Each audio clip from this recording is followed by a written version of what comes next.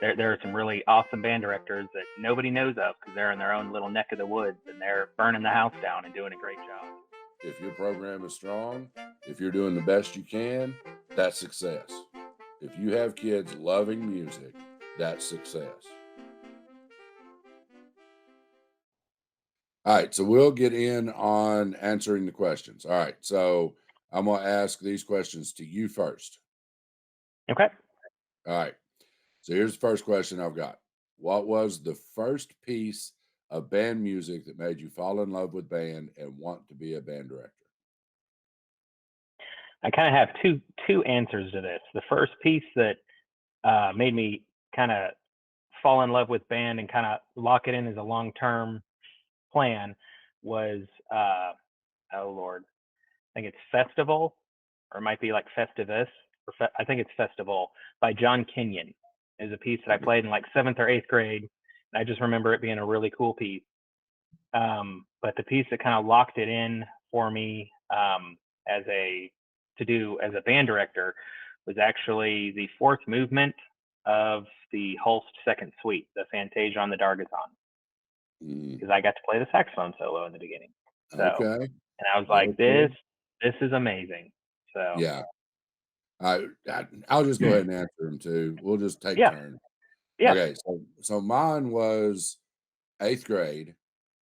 Uh, I'd made it was in an it's kind of a two answer as well, two-step answer. It wasn't pieces though. I had made our in Kentucky we have all district band. So the state's broken up into districts, and then from there, those members can make all state. Um, it's Tennessee does the mid state, east, all east and west. Uh, so I'd made all district band my eighth grade year, and that was the first time, of course, coming from a program that had, I don't know, we may have had 20 people in our band if we were lucky. So a small band, made all district band, eighth grade year, playing Barry saxophone. We were in a room made to hold about 50 people, and we had at least 80 in the room. I was in the middle playing Barry saxophone in the middle of this huge ensemble. No way I could get, I just surrounded by instruments that I'd never seen before. I'd never heard an oboe, never heard a bassoon. Uh, and I'd never heard more than one tuba at a time, you know? And so here I was playing Barry saxophone. And one thing that just opened my eyes, the very first thing was the first note of the B flat scale when we warmed up. Director got up, said, okay, B flat scale, here we go, whole notes, let's just play it. And he conducted one, two, ready, go. I took my breath, I started play, and then I just stopped. It took my breath away of that big of a sound and instruments that I'd never heard before. And I just stopped and just looked around. And I know the director was, what's he doing or whatever. I was just taking it all in. I will never forget that. Uh, and on that same concert, we played Rhythm of the Winds. If I remember correctly, Jim Swearingen Frank and, Erickson. oh, was it Erickson? Hmm. Okay. But Rhythm of the Winds was the piece that did it for me. It's, I think it's a great piece, fun piece. But that was the piece that was like, yep, this is what I'm going to do. I want to do what that dude's doing and get this sound. And so that was the piece for me. But that B flat, the first note of the B flat scale with that larger group just floored me. I'd never heard it before, and that's what drove me to do honor bands and all district and things like that to be able to play because I would never, from where I'm at or where I was from, never have a band that big. So that drove me to do that. So, Yeah. uh, so there we go. Second question: have you ever started a band? This is a longer one. It's three part. Well, two part really. Have you ever started a band from scratch, rebuilt a program, or inherited an established program? And if you have done more than one of those, which one was the hardest, but which one was the most fun? Okay. Um, I technically haven't started a band from scratch, but there was one K-8 school that I started at that only had three, and um, by the time I was in my third year there, it was at like 36 or something, and I had a bunch more signed up for beginning band for the following year. Um, so technically, yes, I have, but not literally from nothing. Um, I have had to rebuild a program before. It was in that same county. Um, had a revolving door situation, and a lot of the kids were like, "Well, you'll only be here a couple years. Why bother?" Mhm. Um, and I have also taken over an established program, which is actually my current situation. Um, I would say the hardest one for me is probably taking over an established Mhm. program because everything's already in place. And if things go downhill, it's your fault. Mhm. When things are kind of at the bottom already, it's easier to, I don't know. I think it's easier to start low and go high personally. Right. Um, let's see. There was a second part, or there was more to that. I don't remember what it was. Just which one was more fun and which one was harder? Yeah. Um, the the program that I kind of had to rebuild was very tough the first 2 years. And then once Mhm. I always tell everybody, once you hit year three, that's when you start to really see changes because half the program is yours if we're talking high school. Half the program's yours. The other half have been with you, long enough. And that's really when you start to see everything turn the corner. And just to kind of see it, from what it was, slowly morph and transition to what you want it to be. So I think rebuilding a program is definitely more fun in the long run. Mhm. Uh, and then the most challenging one is taking over an established program, in my Okay. opinion. Yeah. I've done all 3. I've done all 3. Uh, my very first gig was a middle school established. I just maintained. It was not anything, uh, just kept up with status quo. Um, so it was established. My second job was to build from scratch, and that's why I left the first job to begin with. It was one a little closer to home, but it was also uh, building from scratch. They had nothing. There was nothing there for. There had not been any band there for 10 years at least, if not longer than that. So as far as which one was more fun, that one was probably more fun because I mean, it was fun because you were building from scratch. Uh, had a little bit of a budget, but going through all the, they did have some instruments. So I was climbing in attics and going through storage rooms trying to find any and all instruments and cleaning them and repairing what I could. Um, that's where I learned how to repair some instruments because we didn't have the budget to send anything off. We were able to purchase a few things, but to start it from scratch and build the curriculum from the beginning uh, was pretty good. And then from there, I inherited an established program when I took over from my when my dad retired. My father was a band director, and that I took over from him and inherited an established program. And yeah, that's one of the hardest things there. You don't want to be the guy after the guy. And that one there, definitely, I was the guy after the guy. He was a beloved guy. He'd been teaching in the same district, same school for 30 years, maybe a little bit longer. And yeah, I just stepped in the first few years there. Oh my gosh. Yeah, I'm still Mr. Holbrook, but I'm not the Mr. Holbrook. And I still get that. 2.0. Yeah. Yeah. Uh, and it wasn't an upgrade. Uh, so it was that was very, very difficult. Um, but I stayed there for quite a few years, and eventually the kids were my kids, not Mr. H's kids. So yeah, it takes a little while for that. And currently, I'm in a rebuilding year, coming back home. The previous band director, previous person in the job, was a vocal person, not a band person, and so it dwindled down. Not many in the high school. No, they're not sending anything over to the high school. Uh, when I took my current job, I think we had 17 signed up for band, and that's it. Uh, Currently, we have 35 in band, so we're rebuilding and able. And again, that's led me to have one band class and teaching two foreign languages and PE, and because the numbers just weren't there.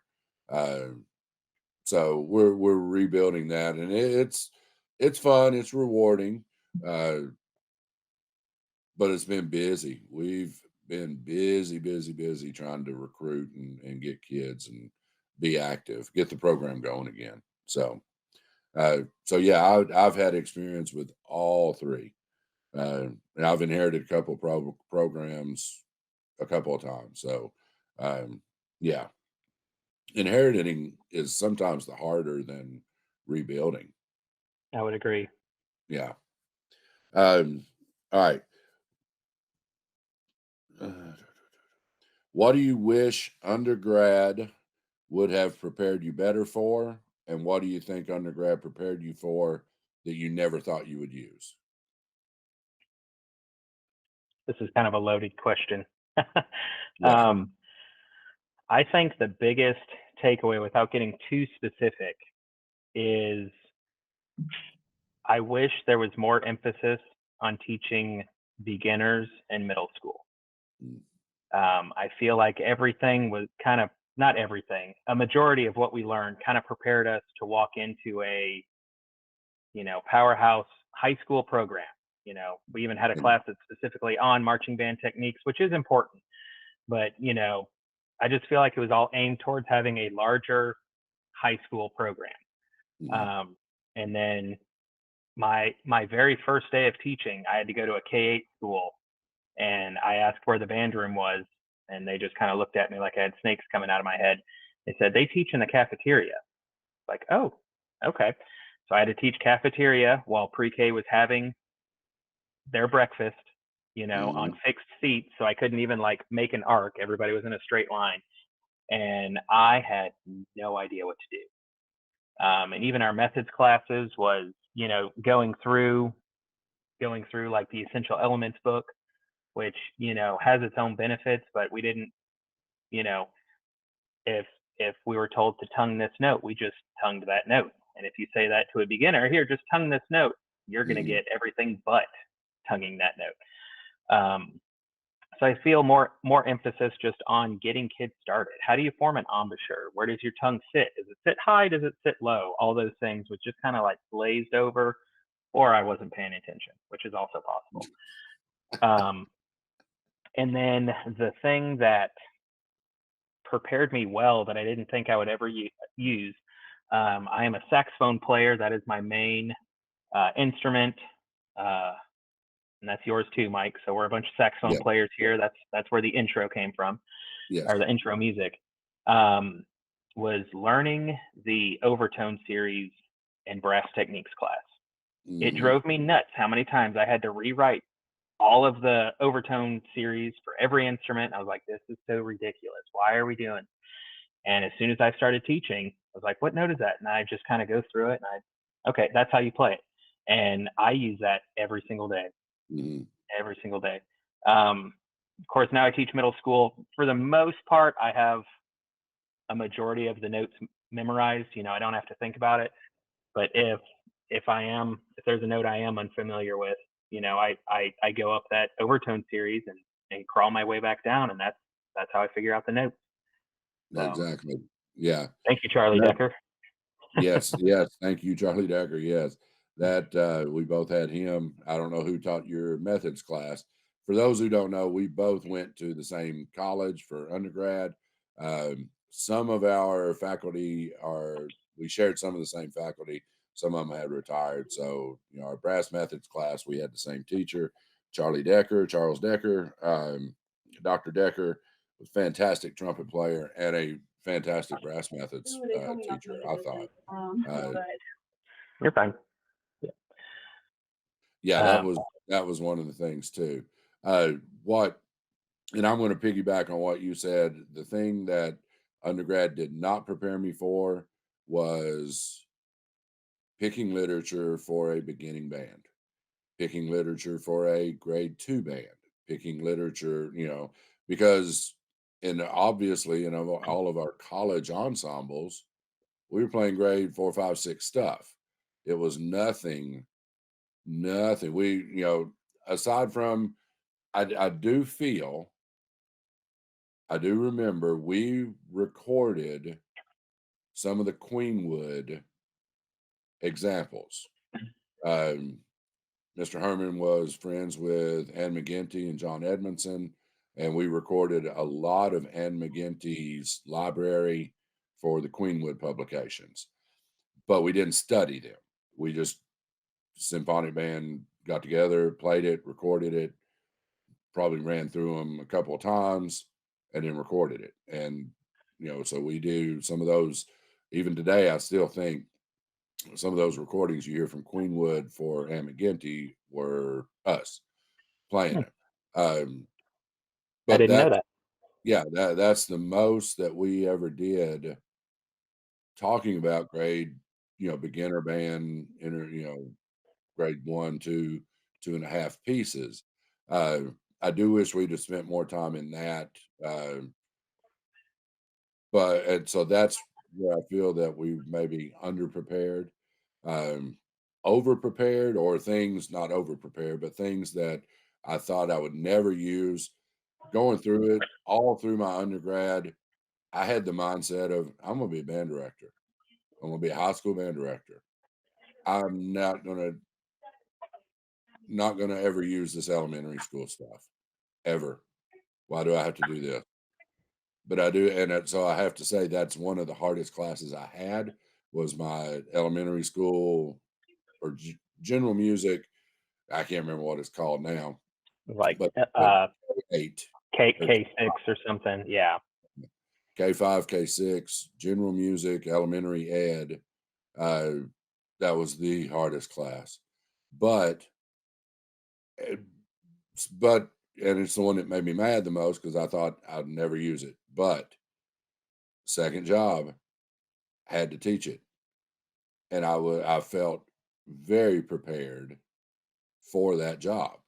Uh, you don't know, so anybody listening, undergrad or if you're in college or whatever, you don't know where your first job's going to be. You might have to teach elementary so that you can teach high school. Um, so And there's more high elementary school, jobs out there than high school yeah, proportionally. yeah, yes. Um, so yeah, use that. Pay attention. Use what they resources that they give you, the teachers give you, because you're probably going to use it. You might not have a choice to use it. So that's I do feel that I was prepared for that more than I ever thought I was going to be. I felt more comfortable teaching elementary than I thought I was going to. So, uh, so those are mine. Let's see. All right,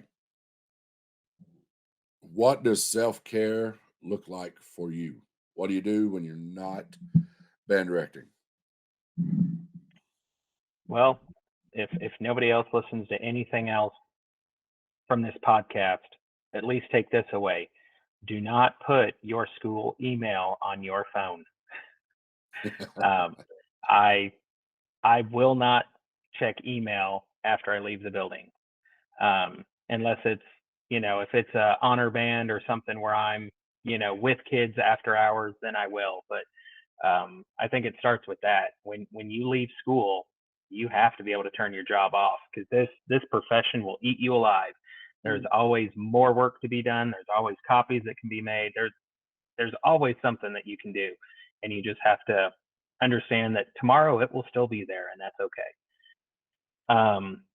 With that being said, I grew up in the Nintendo era, as Nintendo was first coming out. So I have always been a video game person. I have 4 kids. The oldest is a sophomore in high school, and the youngest is now a 4th grader. So they are all, for the most part, independent, and so I've been able to get back into my gaming phase. So, but that's a good way to kind of wind down. You're playing that, and you can't think about anything else. So it Right. kind of just clears everything out. And of course, reading. Mhm. I've been in a slump lately, but I just try to read a little bit every day. And Legos are another thing. Putting a big Mhm. Lego set together just kind of blocks everything out. And Legos I can do with my kids and stuff like that. So Right. Yeah, I've gone through many phases. I'm at a different age or a different period now. All of my kids are gone, but when they were young, we were very active. My daughter played softball, or had one daughter who played softball, so we were softballing it up. Uh, and if you know anything about sports, uh, if you're going to do it full time, or if you're going to do it to the best of your ability anymore, it is a full-time thing. It's season wide, it's year long. So even in the off season, we were practicing. She was a softball pitcher.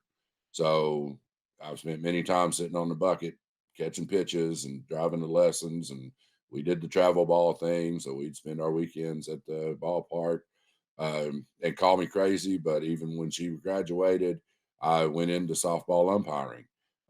So for 4 or 5 years, I umpired softball, uh, middle school and high school, and then travel ball during the summer.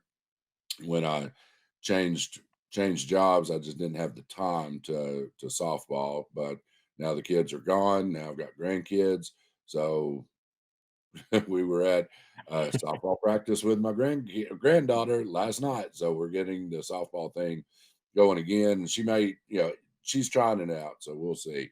Um, all growing up, I was a big modeler, meaning I put together model cars and things like that. So I'll put some music on, put my 80s hairband playlist on, and put together model cars and stuff like that, and tinker with things like that. And my wife and I are we just finished This Is Us. Fantastic show if you've not seen it. okay, Uh, we are in the Yellowstone phase right now. We're going through all the Yellowstone, so we'll watch Fix Upper and watch a few episodes of Yellowstone and all that. So yeah, we binge watch some things. So that's what. And okay, I do have my school email on my cell phone, but I don't check it much. yeah. So I mean, anyway, for some people it works. For me, if I had it on my phone, I would always be checking it. So yeah, yeah. you just have to do what you have So, to do. but it's we have well, they do we do a pretty good job. The school email is not very active in the evening, so it's not too That's good. bad. All right. So my last question is: if you were not a band director, what would you be doing? That is a good question. Um, I honestly don't know, and I feel like a lot Mm, of band directors feel like that. Um, uh, there have been some rough patches in my career where I'm like, okay, I don't know if I can keep doing this. Well, what yeah. am I going to do? I don't know. Um, Coming out of college, I graduated in the spring, and at that time there were not many jobs, and the jobs that were open, you know, um, I interviewed at one high school, and the principal said there were like 24 people that she was interviewing, and it Mhm. wasn't. It was another rural band or high school. And I was like, good lord, if this school has 24 applicants or 24 interviews, that's not even Yeah. including the people that were denied. I think Um, she lied to you. it could be, yeah. Knowing who it was, um, but I was a nighttime manager at Burger King, Mm. and you know, for what it wasn't a bad job. I enjoyed doing it, Um, so I don't know. It might be something with food industry. I don't know. Yeah, for me, I don't know. Um, for me, it would probably be I probably do umpiring right now, or doing some kind of real estate construction management kind of thing. We just got through, like I've said before, life kind of deals us things. We got through just now, finished remodeling the house that we're currently living in, which is the house that I grew up in. And we've had to do a ton of work to it. So, yeah, I know how to drywall now. I can paint. I've already done painting. That was a couple of my summer jobs at Tech. We painted the dorm rooms. All the Okay. dorms at Tech. So I could see myself doing that, uh, something like that, or driving buses or something. I don't know. Yeah. I mean, I could drive, so Yeah. and enjoy driving. So uh, Yeah. that's about it. Otherwise, man, I just don't know. I don't know. Yeah. It's So hard to think about, yeah, you know, because you know I've been in band since fifth grade, which was like exactly. 1994. Yeah, That it's it's been a day or two since I haven't had band as a part of my life. So right. I've been a band director since the 1900s. So yeah. As far as my questions, we kind of went over a bunch of them in the beginning. So Oh, my okay. questions are going to be like, what's your program structure, which we already kind of covered, and then any additional instruction that you have to do, because again, we both coming out of college thought we're going to teach band, and that's it. I don't need to Yeah, know anything else, right. and that's that's definitely Well, not always the case. we'll just go ahead and answer that just to, not gloss over it. But currently, what I have and what we're looking forward to in the future is I have right now I'm teaching one band class. It's primarily seventh graders. I just had one eighth grader sign up for band. Primarily, it is seventh grade.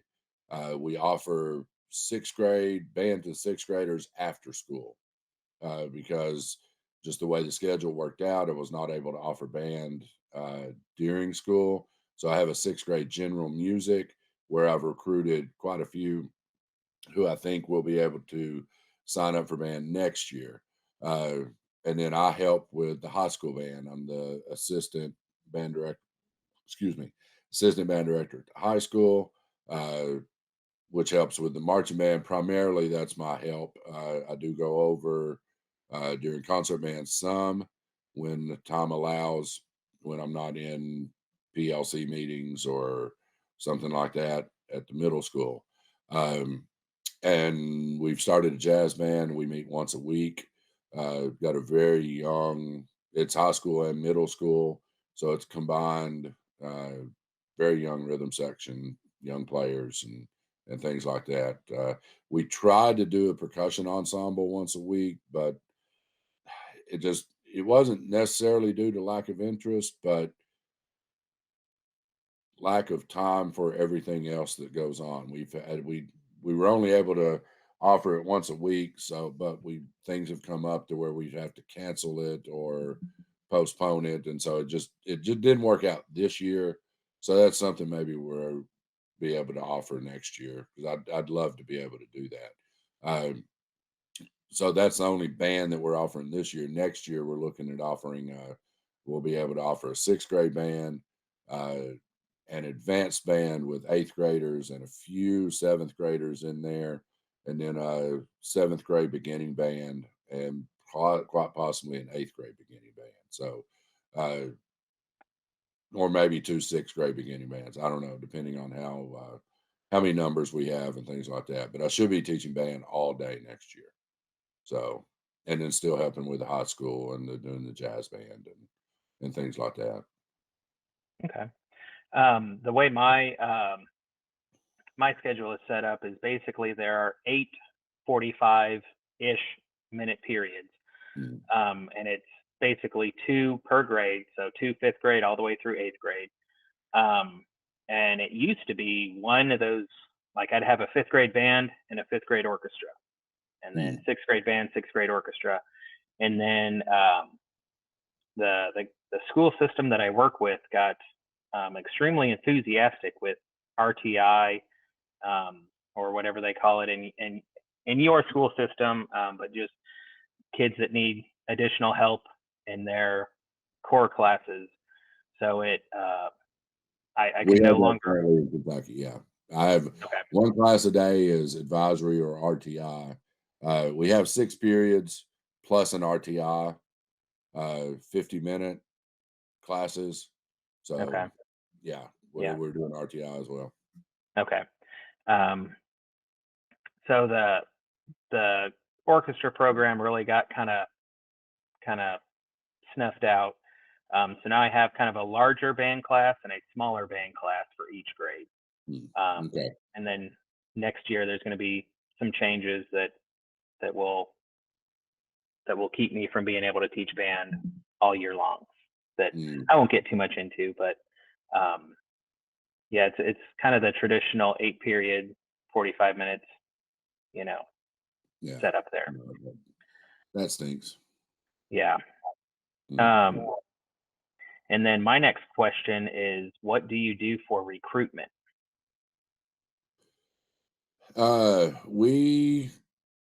We try to recruit, or we're working on recruitment, from recruitment and retention.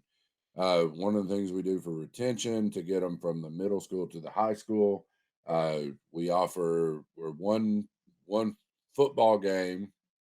We invite them to. Uh, we have middle school night and invite the middle schoolers over and play with the high school band. We do also do that. Basketball pep band is a big thing in our county. Uh, the basketball pep band plays at high school pep band plays at all the home basketball games, um, which is kind of a trade off. We don't travel in marching band. We don't travel. We just play at home football games. The state of Kentucky, we just play at home football games. We don't travel, so we don't have any traveling bands. Kentucky just doesn't travel, um, and we'll talk about because we can't play during the game. It's not like Tennessee. Tennessee, you Okay. can play at all times. The only time we can play in Kentucky at football during football games is at halftime and at timeouts. When the Oh, ball's in okay. play, we can't play. Hmm. Uh, so it's kind of like basketball. Yeah. So anyway, we have a middle school night for marching band, a middle school night during basketball band. Invite them over. Um, we just yesterday went on an elementary school tour. We took the middle school band to all 3 of our elementaries, played a short concert, talked about the instruments, had the instruments play, and gave out information there. We do joint concerts. Excuse me, all of our concerts are with the high school band, so that helps with retention as well. I think. Um, let's see. And right now, that's what we're doing. We will look back at the end of this year and see. This is my first year here. So Miss Adams, the band director at the high school, and myself will sit down and reflect and see what worked, what we need to add next year. So that's what we're doing right now. Okay. I'll kind of answer this in 2 parts, one from a middle school perspective and then one from a high school perspective. For the middle school, we actually get the opportunity to go and visit the elementaries that feed into our school. We're not able to take the whole band, but I'm able to take enough Mhm. to where I basically have one instrument represented, and we'll play a couple pep songs or whatever and get them excited about that. And then sometime in May we have a fifth grade orientation. Mm. So we kind of have like a quasi school of choice in Putnam County. You can go to what school you want if your parents can drive you there. Mhm. So a lot of the kids will go and get the orientation from all the middle schools.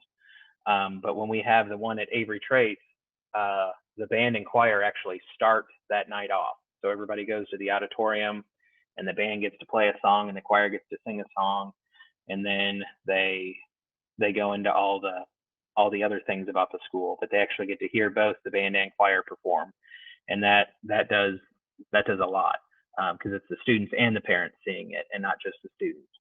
Um, and then we have like a back to school bash thing where I try to corral any more students I can. But usually I get between 35 and 45 ish of of the um, of the grades population signed up for band. Mm. Okay. At the beginning of the year, that's how it starts, and then the RTI things kind of go into effect, and it really dwindles it down quickly. But on paper, I always have almost half of the grade signed up for band. Oh, okay, cool. I've got about I've got about I don't know, geez.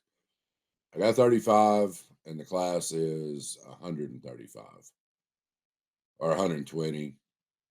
Yeah, 120 I think is the class size of 7th grade, and I got 35, 34 in there. So this is just the first year. I think our Yeah, numbers will go up next year. Um, but I mean, that's you can figure out percentage. I'm not good at yeah, math. I'm not yeah. going to try. Math is hard. Yeah, my math ain't mathing. Yeah. Well, and part of the reason why my numbers are high is, it's been an established program for a long time, Yeah, and everybody kind of knows what they're getting into. It's definitely much harder if you're rebuilding, or your program isn't very right, very right. large. But Yeah, it's difficult. I had 8th graders or had some 8th graders, and I talked to them at back to school night, or just introduce myself. They'd come down and see me or see the band room or whatever. I said, "Hey, why are you?" Because I've got them in another class or advisory or something like that. Okay, what about band? What about band? Because I only have one 8th grader signed up, and they were like, "Yeah, no, no, no," from the yeah, previous band director. And then a little ways, about halfway through the year, some of my advisory who I knew had been in band, they were tinkering with the instruments. Whereas, guys, no, leave them alone. You had your chance. Be in band. Why didn't you be in band? They looked at me and said, "I didn't know you were going to be good." So they thought it was they got burnt, so they didn't sign yeah, up for it. I was like, okay, yeah, well, but still. But I do have one. Do have one of those kids that are taking lessons from me that wasn't able to sign up for band because the schedule couldn't be changed, but he's wanting to do band at high school. So he's taking lessons from me. So, I mean, it's yeah, one, but it still helps. yeah. And then from a high school perspective, uh, what we do now is we have an eighth grade night or middle school night at a football game, and we usually have those eighth graders play some kind of pep tune for pregame. So they get to go on the field, stand with the high school band, and then of course they get to be in the stands with the band playing the pep tunes all night Mhm. long, and that's always a really fun event. And then what I used to do when I taught high school was I would do the same thing. We would have a middle school night, but every pep band, every basketball pep band, any middle schooler, doesn't matter what grade they were in, could come and play. Because for us, that was a much more relaxed environment. Um, Mhm. it was more forgiving if mistakes were made and all that stuff. But at the end of the year, because I taught middle school and high school, we would have a joint concert, and after that concert, we called it Band Bash. we would go to the high school band room. We'd have like a cookout, and all of the eighth graders would get their band swag. They'd get a band shirt. If we had any extra hats from the year before, we'd give them a hat. We'd take pictures and, future, high school band members, and we'd always pump it up and make them feel welcome. And Mhm. that once we started doing that, that really, really helped the retention between eighth grade and ninth grade. Yeah. Well, one thing we're trying from middle school to high school, because we're going to use some of our middle schoolers in the marching band next year. Mhm. We're in a county where we can do that. Uh, no problem with state regulations or anything like that. We're going to use some eighth graders and maybe some seventh graders in the marching band if they want to. We've invited them. So we sent out, and this comes from Miss Adams. She did it at a previous school. Um, she sent a letter or printed up had a letter printed up, and I think tea stained the paper, and then folded it up and put it on in an envelope and wax sealed, kind of Harry Mhm. Pottered it up. We bought our Yeah, own, or she bought her own stamp, uh, and sent it out to all the kids, and they got those within the past couple of days for the invitation to be in the marching band next year. So awesome. we're waiting to see how that works. So Yeah. just little things Um, like that. Yeah. yeah, absolutely. Because especially depending on what your school system is set up, if it's a K-8 school, they've been in that same school for 9 years, and they don't know Yeah. what to expect when they change schools again.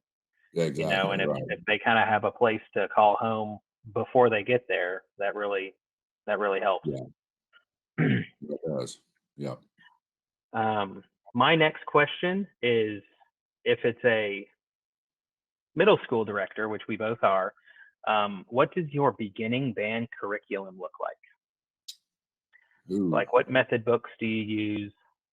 Okay. What additional resources do you use with your beginners? I use the currently, and this is the first year I've done it, and I really like this book. I have used all my years Essential Elements, and there are things I like about that book. Um, I still, what I love about Essential Elements, the best thing they have in their book is the Grenadilla Gorilla jumps for the Hmm. clarinets. I love those jumps, and I've incorporated those into what we're doing. But we are using Habits of a Beginning Habits. It's a habits book. Have a successful beginning musician or something Yeah, like that. The Green yeah, Book. yeah. The green book, and then I'm going to purchase the yellow book. I think is the middle school Hmm. book for Yeah. next year. Um, but I've used that book. I really enjoy it. Uh, that coupled with things that I've written, exercises that I've written, that I've stolen from other people, or just, hey, I need to teach this thing, so I print something out on Finale real quick. Um, I've taken a lot from Justin Dixon, um, and I would love to get him on this podcast.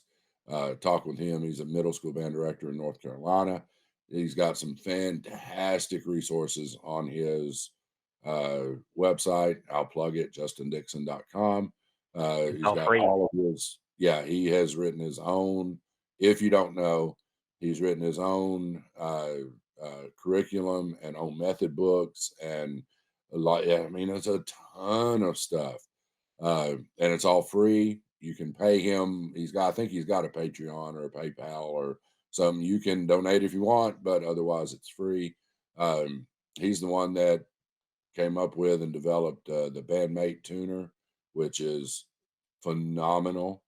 Um, so a lot of props to Justin Dixon. I use a lot of his stuff, um, as well as my own stuff, and then the Habits book. That's what I'm using right now.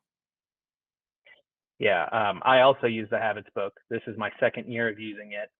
Um, and I also use the Teaching Rhythm Logically series Mm, by Darcy Vaught Williams, which is just an incredible way to teach rhythm. And I start that rhythm stuff from day one. Like, hey, welcome to band. Here's my expectations, blah, blah, blah, blah, blah.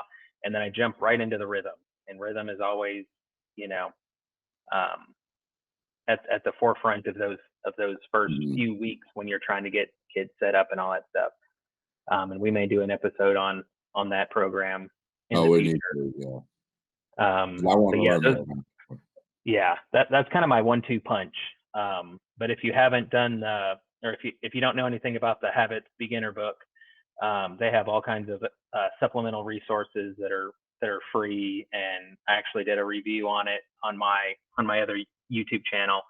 Um, we're not getting paid by this, but it is really a good method book. I've done Essential Elements, I've done Sound Innovations, I've done Mm, Standards of Excellence. I've done them all, but this one I really really really like. yeah. Um,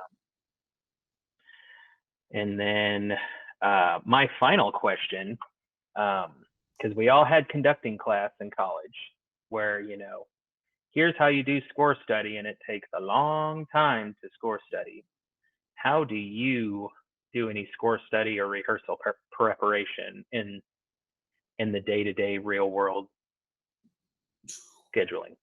Of beginning band music, core study of beginning band music. Uh,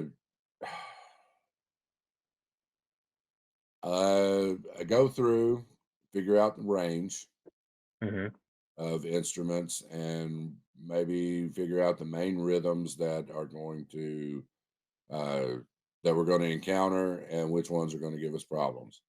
Uh, then we'll come up with some kind of warm up, just some rhythm rhythm of the day exercises to do that. Um, I basically look and see who's in this phase, looking at who's doubling what. Uh, do I have a weak trumpet section? Do I need to supplement that with the clarinets? Which I had to do this year. A we not a weak, but just low in numbers trumpet section. So I supplemented that with rewrote some of their parts with for a couple of strong clarinet players, um, and they pulled them through because the trumpets were just not uh, hearing the pitches. So clarinets helped with that. Um, Going over the roadmap, do we need to practice first and second endings? Do we need to, what key are we in? Rhythms, and then go through the method book and say, okay, these exercises correspond with what's going on in this piece, so we're going to work on that. So, I mean, that's at this level, that's kind of my score study. Yeah. How about you? Um, I kind of follow the same format. You, I guess before you start looking at music, and uh, I probably spend more time than I should on studying literature and all that stuff. But you have to know your band's strengths and Yeah. weaknesses, whether it's beginning band, whether it's high school band. But I do check out ranges. I really check uh, clarinet ranges. Hmm. Okay. Obviously, for beginning band, it's all the first 6 or 7 notes of the B flat scale. But as you start getting into like grade 1, grade 2, does it go over the break? You know, how high do the trumpets go? Um, are there 2 trumpet parts? Are there 2 clarinet parts? If there are 2 clarinet parts, does just the first go over the break, or does Hmm. first and second go over the break? And I didn't do this until my oldest daughter started playing French horn, but I really look at those French horn parts, Hmm. because sometimes with beginning band, they can be like 1 or 2 notes. That's it, because they're Yeah. trying to keep them in a good range. And the way the horn is set up, it's like it's either really really high or really really low. So I always take special care for the horn parts. And then how many percussionists do I need? Mm. You know, a lot of the older stuff you can get away with 2 or 3 percussionists. A lot of the newer stuff, you need an army back there. Yeah. So that's kind of my preliminary, um, you know, for picking music. And uh, as far as actual score study, we can get into it at a later time. I have a little bit Right. more tricks up my sleeve for that, but kind of the big picture. how I prepare for stuff. Those are my Yeah, go-to. and I may piss some people off, but I do not look at and it may show my ignorance or laziness or whatever, but yeah, I'm not in beginning band. I'm not into chord structure. I'm not analyzing chords. Yeah, I'm out. Here's the bass line. Here's the melody. Here's maybe a polyphonic line. Maybe it's just harmony.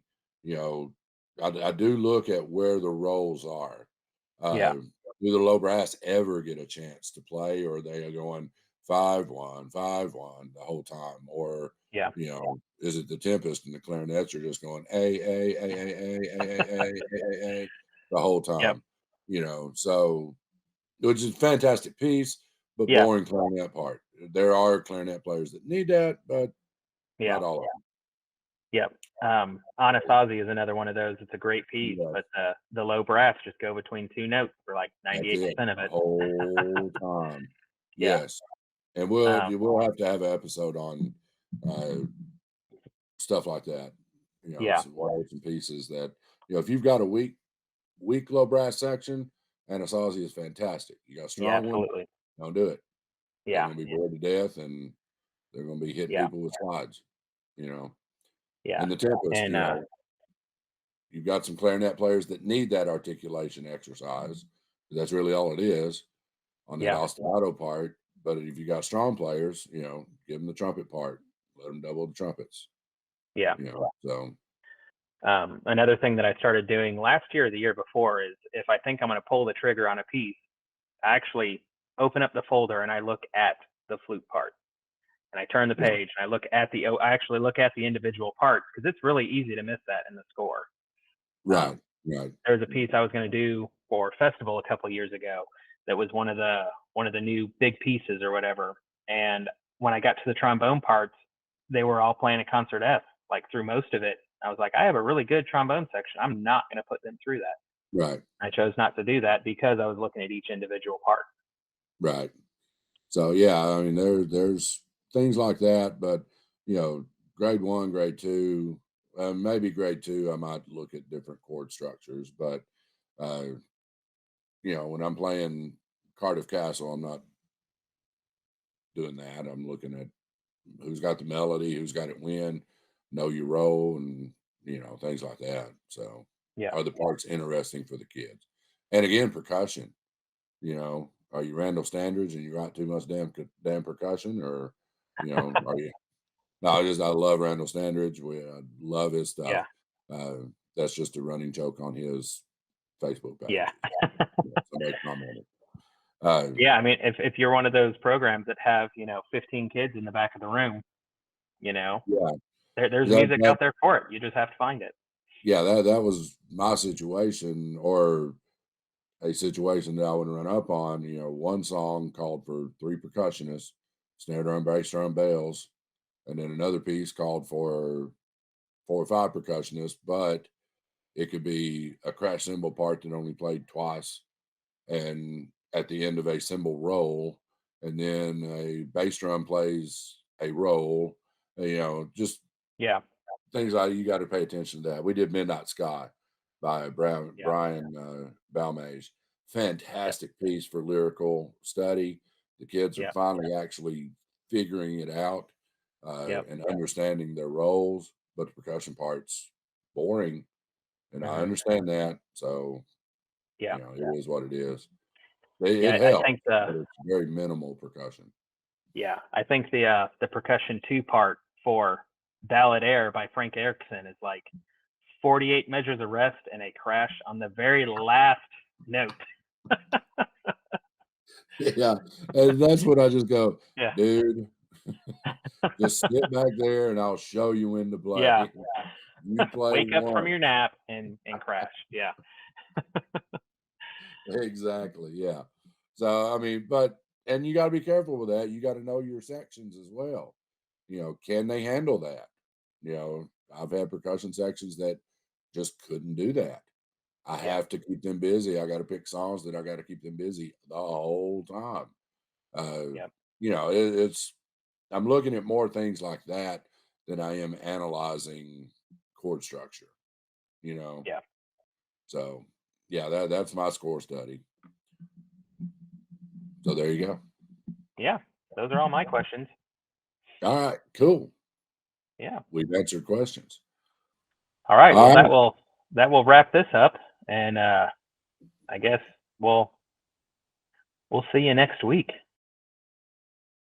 Thank you for listening. If you liked what you heard, feel free to check us out on Instagram, Facebook, and YouTube at The Rural Band Director. And if you have topics that you'd like for us to cover, contact us through email at theruralbanddirector@gmail.com. Thanks for listening.